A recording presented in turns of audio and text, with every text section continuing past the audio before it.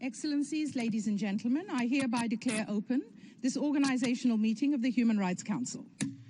Allow me to recall that on the 27th of October 2021, I received a letter from the Ambassador and Permanent Representative of the Republic of the Sudan concerning the review of Sudan scheduled to take place during the 39th session of the Working Group on the UPR on the 3rd of November 2021.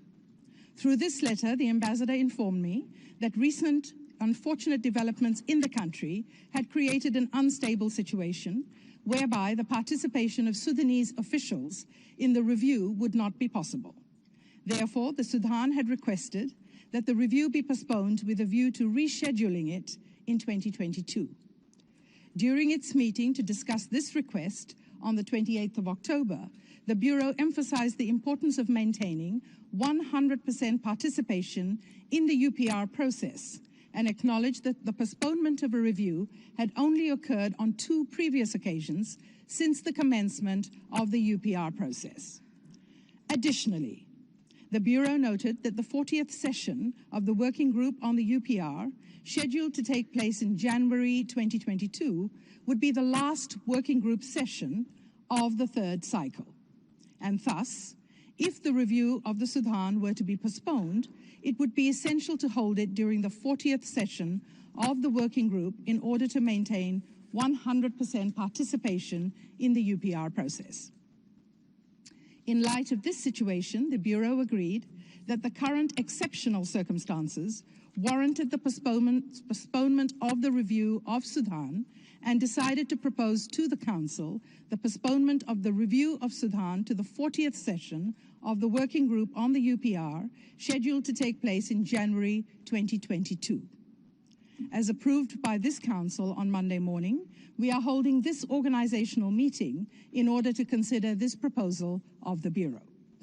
Are there any members of the Council wishing to comment on the Bureau's proposal to postpone the review of Sudan to the 40th session of the Working Group?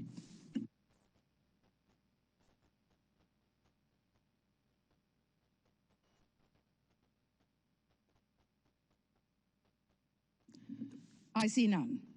May I take it that the Council agrees to postpone the review of Sudan under the Universal Periodic Review to the 40th session of the Working Group in January 2022?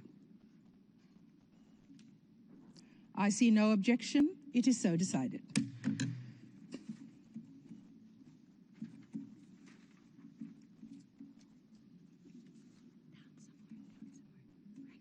Excellencies, ladies and gentlemen, this brings us to the end of our meeting. I hereby declare closed the organizational meeting of the Human Rights Council. I wish to take this opportunity to recall that we will hold the open-ended informative consultation on the conduct and organization of the 32nd special session pursuant to paragraph 124 of the Annex to Resolution 5/1 today at 5:30 p.m. as announced through the note verbal from the Secretariat circulated to all permanent missions yesterday. I thank you.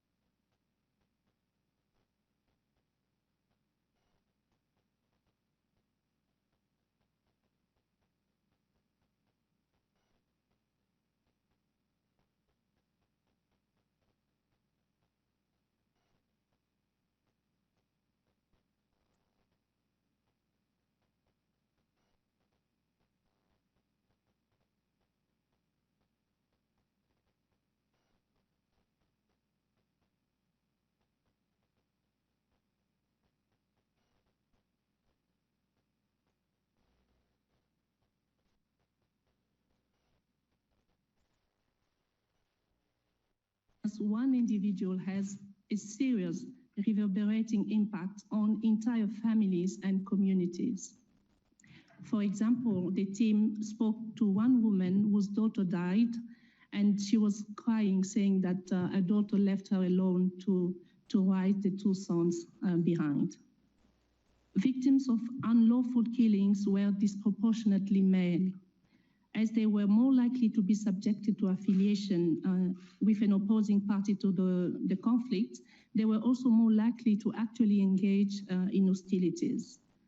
So the targeted killing of men left many women behind, and they became single parents. For example, a 19-year-old survivor told how she and her 15-year-old sister were gang raped over a month because their father and brother, they were fighting for the Tigrayan forces. Other women told how they were raped in front of their children.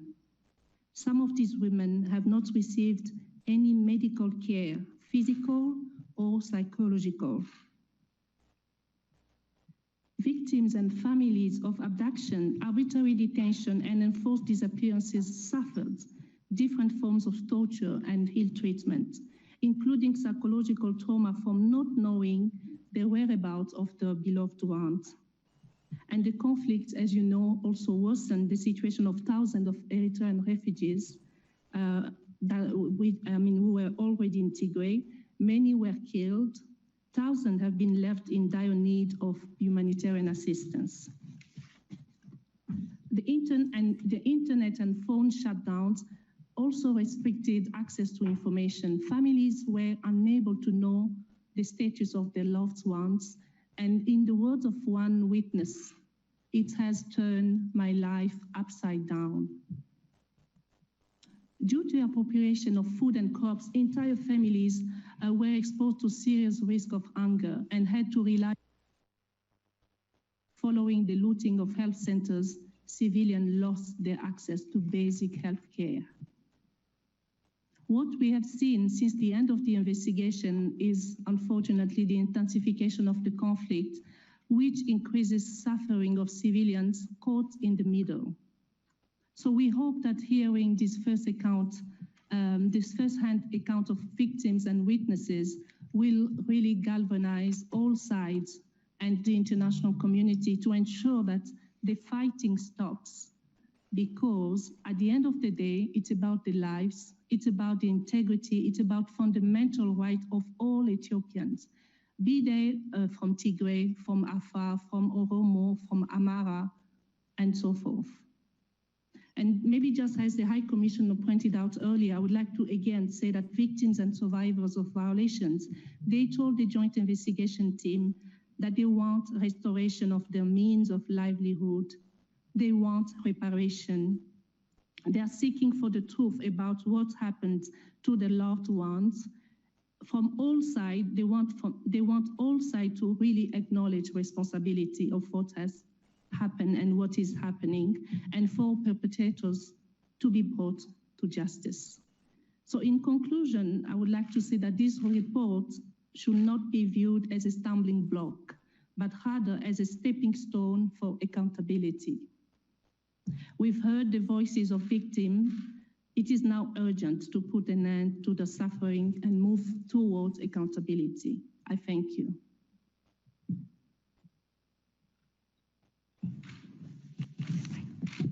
Thank you very much, Françoise. Now, if we can take the questions in groups of three. I see we have 3 online questions and 1 in the room. So 2 in the room. So let's mix them up. So first, perhaps, hand up was Laurence Hierro of the Swiss News Agency, ATS. Laurent, you have the floor. Yeah, thank you, Rupert. Thank you for taking my question. Have you established a list, confidential list of individual perpetrators, as it is the case in some circumstances that could be used by a potential IIIM? And in any case, can you tell us whether high-ranking military officials are responsible of some of these violations? Thank you. Thank you, Laurent. Jamie, I think you were the first hand up in the room. Jamie Keaton of Associated Press. We can hear you.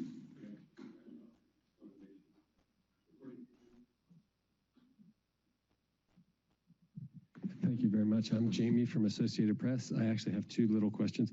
One is, which armed group committed most of the abuses? And if you can't say so, then please explain why.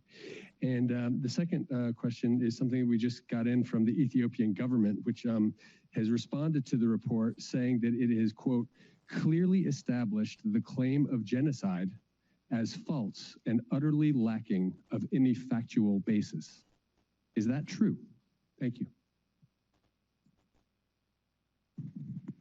Thanks, Jamie. And the third question, John Zarakostas, France 24, English service.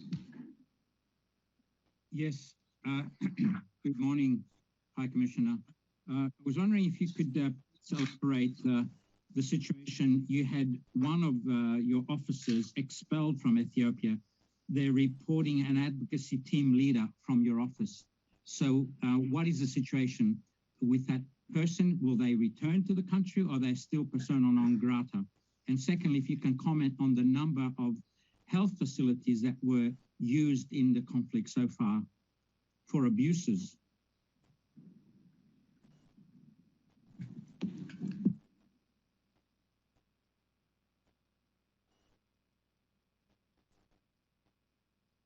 Sorry. Perhaps we'll start with the first question from ATS. No, but I'm going to start with the questions then in certain order. Well, first of all, I have to say to your questions from AP that we did not come under pressure from the government, first of all. So while the report does not explicitly mention that Ethiopian and Eritrean forces were responsible for the majority of the violations, we do have a sufficient quantitative and qualitative picture of what happened during the period under review on the basis of information collected for the report to suggest that that was indeed the case. However, given the impossibility of gathering full information from all areas, it is impossible to put precise numbers on any category of violations or on the relative scale on which they were carried out by the various parties.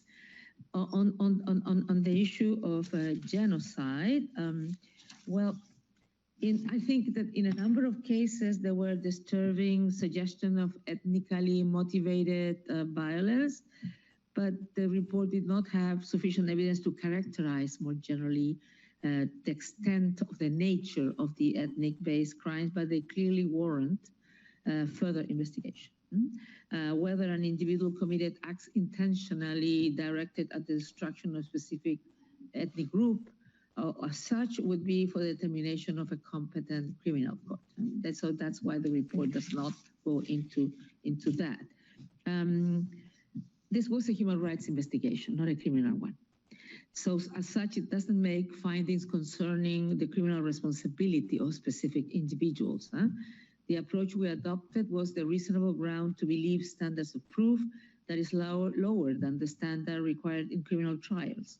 But I would stress that this standard of proof is sufficiently high to legally require further investigations into the incident or pattern of conduct which could lead to criminal prosecution of the alleged perpetrators where there are sufficient indications of culpability. The joint investigation, as was explained by all of us, was meant to inform and possibly lead to other accountability processes. So where required, the information can be used for criminal proceedings. On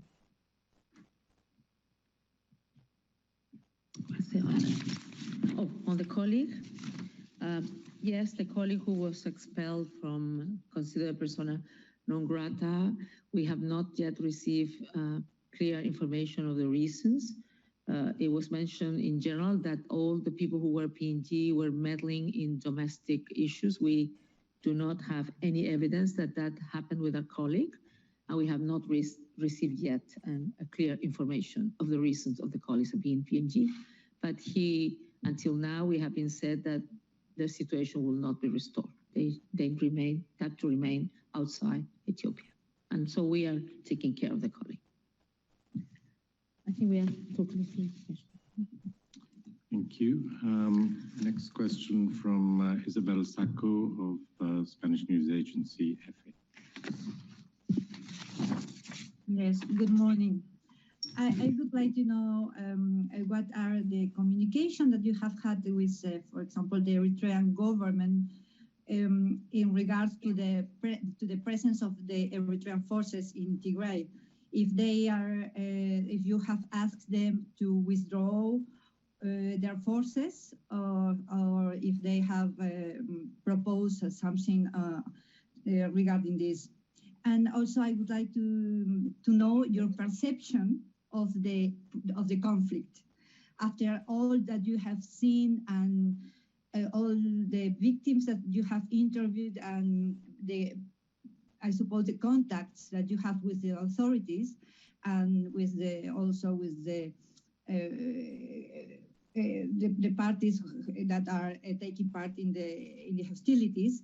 What are the prospects in some way of this conflict from your point of view? Thank you. Thank you, Isabel.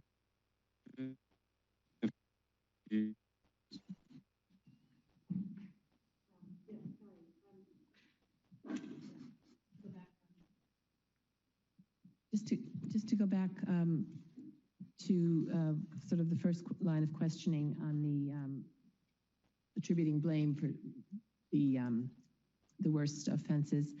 The report does not seem to talk about some of the mass killings which have been reported and attributed to Eritrean state forces. Can you explain a little bit about this sort of omission? And do you think that the report, fairly, does it fairly lay out the proportion of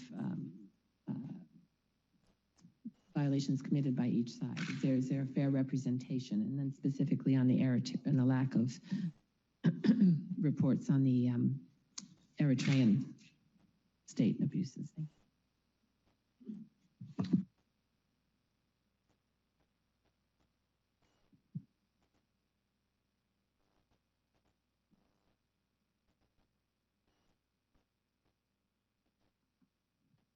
Hello? Yeah, we can hear you. Okay, sorry. Yeah, thank you. You allude to concerns about the impartiality of the work of the Ethiopian Human Rights Commission. You must be aware that there are suggestions that it blocked some aspects of the investigation or reporting on some aspects. Could you comment whether that did occur, and if so, in relation to what issues? And secondly, could you also be quite clear, are you recommending now that the international community should set up an investigative mechanism? Thank you.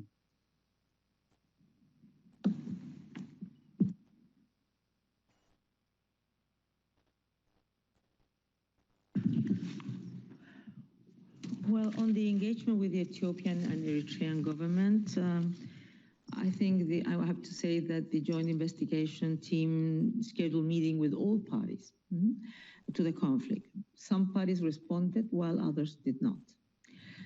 Parties were also given an opportunity during the investigation period to respond to queries in writing. The Ethiopian government in multiple occasions noted its commitment to receiving the report and recommendations on the joint investigation. So we sincerely hope that the government will be willing to implement the recommendations. But as of today, we have not yet received any official response from the state of Eritrea on the joint investigation team's request for a meeting or to the list of issues that transmitted to the embassy of the state of Eritrea in Addis Ababa. We have also not received any indication from the Eritrean government of openness to receive the findings and recommendations on the joint investigation, and we will continue to engage with the Eritrean authorities in this regard. In its response to the joint investigative team's request for a meeting, the TPLF indicated its readiness to facilitate an independent investigation. However, it expressed its opposition to the involvement of the Ethiopian Human Rights Commission in the investigation, and unfortunately has refused to meet us as a joint team.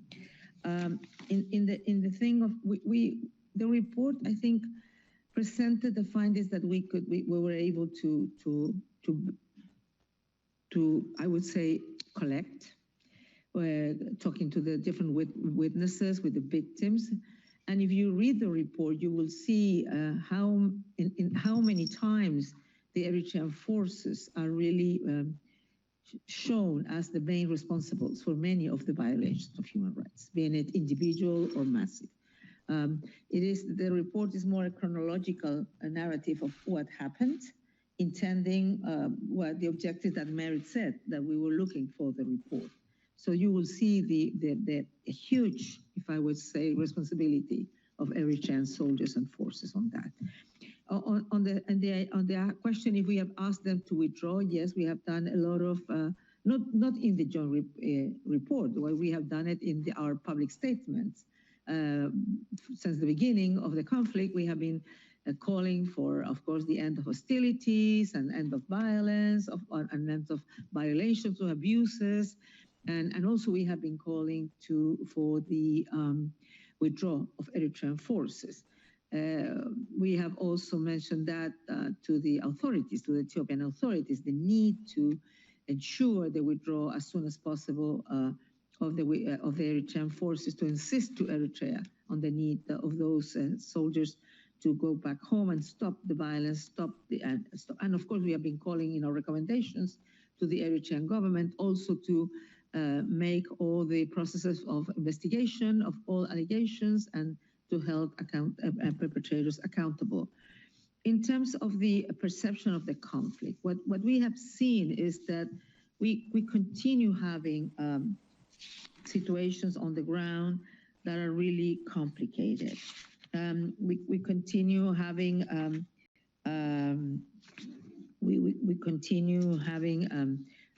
airstrikes in the last recent shellings by the ENDF of Mekelle, and we have received that the federal forces in Mekelle and surrounding areas between the 18th and 22 of October.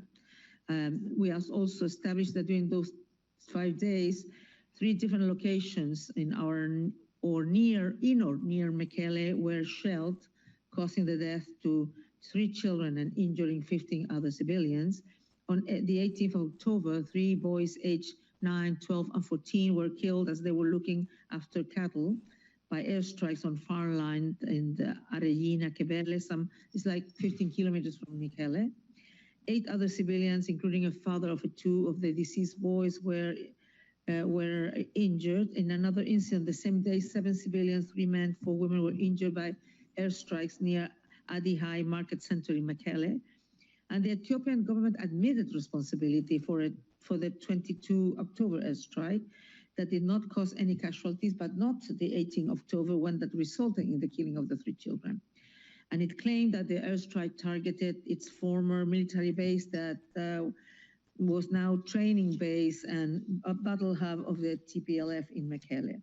We also have received reports of advances by Tigrayan forces in the South Wolo zone of the Amara region. Ongoing fighting and hostilities in and around Dessie and Kombolcha is understood to have resulted in large-scale displacement and increasing humanitarian needs. And as of 30th of October, fighting was reported in Dessie. So fighting was also reporting in Kombolcha, which is close by. And electricity and telecommunications have reportedly been cut in Dessie and Kombolcha since the 30th of October. We have also received some allegations from the governments of killing of youth in Kombolcha on Sunday and Monday, but we have not been able yet to verify that. But some of these things will come in the next press release that we will issue a little bit later. And on the questions of, and of course, we have been calling all parties to end hostilities and end all violations and abuses of international human rights law, international humanitarian law, and refugee law. Well, call them to end all forms of violence against women, girls, boys, and men, to end all acts of torture and ill treatment, to ensure this is something very important because there has been difficulties on humanitarian access. So we've been calling to ensure humanitarian access to all parts of Tigray and also to affected areas of Amara and Afar. And we also think it's indeed necessary to ensure prompt, impartial, independent, credible, transparent domestic accountability processes and remedies, but failing those, consideration should be given to an international mechanism. So on the question of the New York Times, I think if you read the report, there are the facts, there are the victims, there are the witnesses. So I think we should focus on that. Of course, it is impartial. Of course, it has been developed by a methodology that our office has provided, has trained everyone. We have a long group of experts who participated there, not from the Office of Regional Office of Africa. We hired them specifically to do the job. Forensics, people experts in gender-based violence, in girls, in children, so they could do a whole picture. So we believe that the methodology talks by itself, but the report talks by itself. And I will invite you all to focus on the report, on the terrible findings. And I can say it was done very seriously. And of course, we had the challenges of the obstacle that Mario was mentioning in terms of not having access everywhere. So that's why we say that probably more investigations should be needed when security possibilities permit. On the recommendation of the investigative mechanism, I think we are saying that in case that the Ethiopian government has mentioned that they have said, and the reports mentioned that already 14 or 16 people has been indicted as perpetrators of rape and violence against women, gender-based violence, and that 20 more are ongoing trials. But we have no information. That's why we said that we don't have enough transparency. We feel that there's a bigger scope of violation of human rights that needs to be investigated and needs to have all the criminal investigations and held perpetrator accountable. And if that doesn't happen, we think it will be needed an international mechanism. Probably there will be a special session on the Human Rights Council that they will ask me to brief them on this, and there might be some decisions and resolution in that moment. Sorry, I say intersessional briefing, intersessional session. Thank you very much. Any more questions in the room? No. Peter Kenny of All Africa. Thanks for taking my question. I'd just like to make an observation. First, that journalists generally prefer to be able to ask questions one at a time. They find that a more transparent method.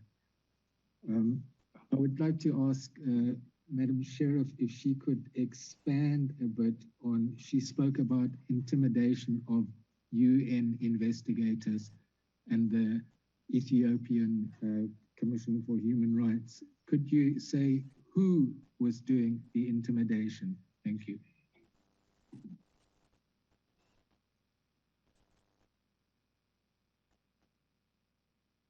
Sorry. Lisa Schein of VOA.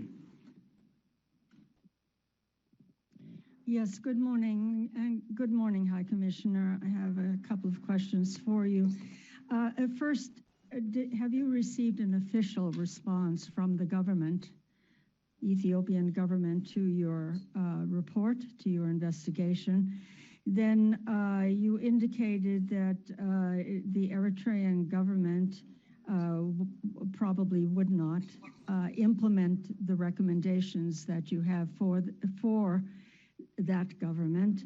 What about the Ethiopian government? Do you believe that it indeed will implement your recommendations, or do you see some hesitancy about that? Jamie indicated that there was already a response which didn't signify great cooperation on their part, if you could elaborate on that.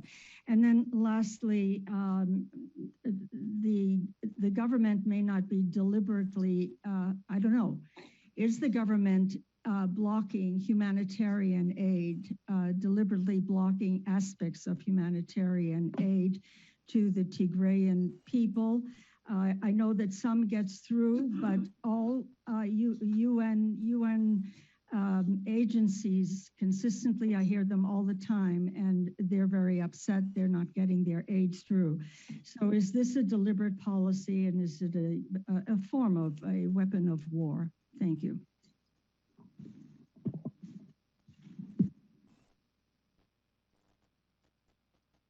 Sorry, Nina Larson of AFP. Yes, hi. Thank you for taking my question. So I was wondering on the recommendation to possibly establish an international investigative mechanism, what you would like that mandate to be, and if it should include investigation into the allegations of genocide. Do you think that would be included in that mandate? And along the same lines as what Lisa was asking, what about the use of deliberate starvation as a weapon of war? Would that also be included? Thank you.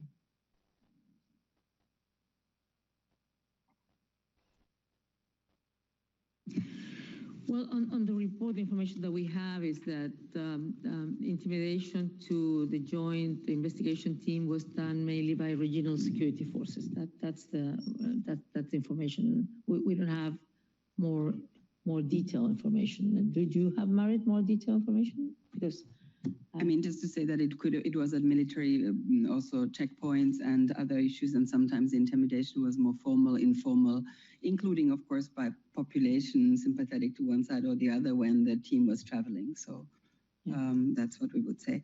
Could I just mention, there was a question earlier on health centers. Okay. And whilst we don't really have information about whether health centers were really used for violations or crimes as such, the report really documents, and I wanted to just draw attention to that, to the significant damage to many, many health centers in Tigray in particular, due to shelling, due to looting and the inaccessibility.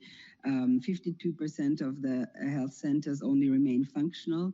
Only 40 out of 224 health centers in Tigray, and they're only in the bigger cities such as Mekelle, Shire, and Aksum, and on the main roads. And the team really documented significant damage to health centers from shelling, from looting, from the absence, and of course the absence of medical personnel. So that is a particularly difficult situation that we should, you can read about in the report. Thank you. High Commissioner, back to you. Yes, on the question is we have received an official response to the joint investigation. Well, as you know, we when we prepare a report, and even in a joint report, we send the report to the member state concerned. So we did send it to the Ethiopian government, and they gave us comments. We usually, but they also said that they want to speak publicly about it. So we did receive these comments officially from the government, and that so those had been analyzed and look at it if they were, because usually what we ask from governments is to see if some facts have any mistake. That's the kind of thing. But of course, we do not, and if they're real facts, it could be, introduce certain adjustment. In this case, it was more their interpretation of the issues and their interpretation of certain incidents. But we did receive a response. We did not receive any response on any, as I mentioned before, on the possibility of asking Eritrean or Ethiopians on that. On the question of denial of on Eritrea, the government will do we see if they're gonna really follow the recommendations? Well, they said in that official response that they will look at this and they will analyze this and will follow the recommendation. And we have been urging relevant parties to accept and act on our recommendations. UNOHCR will also work on measures to, I would say, to support the government towards accountability and required reforms to ensure compliance. We'll also organize follow-up consultation with Ethiopian authorities and parties willing to engage with a view to unpacking the recommendations and following up with them on how best to support them in implementing the recommendations to bring about real accountability process. As I said before, I'm expected to update probably the Human Rights Council as a way of taking forward the outcome of the joint investigation. We'll consider briefing the Human Rights Council on the findings of the report during either an informal briefing or intersessional session on a variety of subjects, including Tigray. On the idea of the on the question on denial of humanitarian access to humanitarian relief, yes, the conclusion that we have on this is that there were access restrictions, including multiple checkpoints by EDF and ENDF, which impeded or delayed the delivery of humanitarian assistance to part of Tigray and Amhara region. Tigray forces were implicated in setting up road blockades that resulted in delay of humanitarian relief as well. While the joint investigative team could not confirm deliberate or willful denial of humanitarian assistance to the civilian population in Tigray or to use the starvation as a weapon of war, we recognize it needs for further investigation on alleged violations related to denial of access to humanitarian relief and killings of humanitarian workers. And that was the conclusions during the report. But we have tried to get some new information from the colleagues of the humanitarian actors. And so what we have said that up to 7 million people in Tigray and Amhara and Afar are now in need of food assistance and other emergency support. And this includes more than 5 million people in Tigray, where an estimated of 400,000 are living in famine-like conditions, IPC 5, that means catastrophic level of food insecurity. And the spread of the conflict to neighboring Afar and Amhara regions has caused large-scale population displacements and increased food insecurity and protection needs. But talking specifically to access, that was the question. Access restriction has drastically limited the entrance of life-saving humanitarian supplies into Tigray, as well as fuel, cash, and equipment needed to sustain operations. Since the 18th of October, no trucks with humanitarian supplies have arrived into Tigray. All convoys movement are on hold in Samara and Afar region, pending authorization from the authorities. Since the 12th of July, only 15% of the trucks, that is 1,114 trucks, needed have entered the region.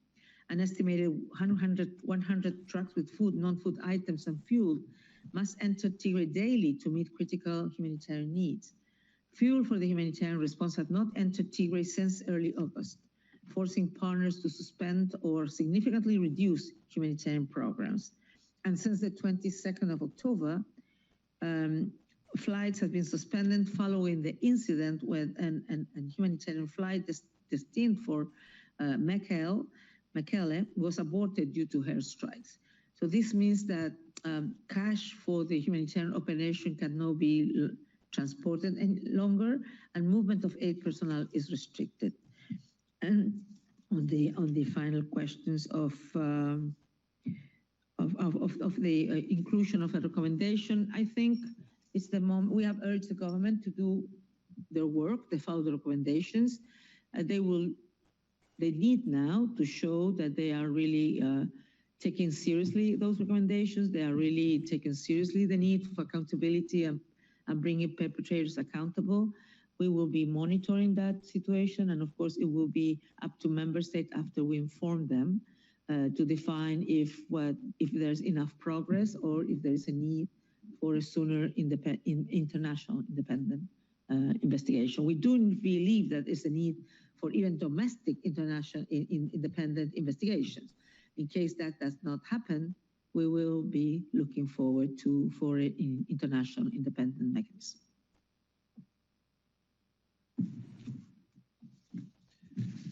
Okay, my commissioner has to leave shortly. I just will say the update on the situation since the 28th of June, and the current situation in Ethiopia will go to you around 11 p.m. today, so in about 45 minutes. Perhaps we'll take one last question. Sorry, 11 a.m. There's one follow-up question I see from Lisa Schlein, so I think we'll take that as the last question. I don't see any other hands. So, Lisa? Thanks, Rupert. Yeah, it's a follow-up on my first question to you, actually, about the response of the government to your report. Nobody likes to be criticized, individuals or people or whatever. But generally, what sense did you get? Did they accept your findings, or were they pretty much in denial or hostile to many of your findings and the accusations that you make in your report about their actions, or did they tend to justify, largely justify this conflict?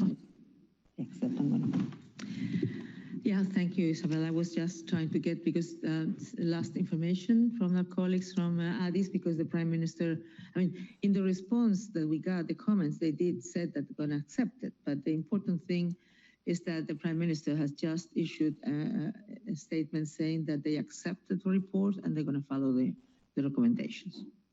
And I think that's good news.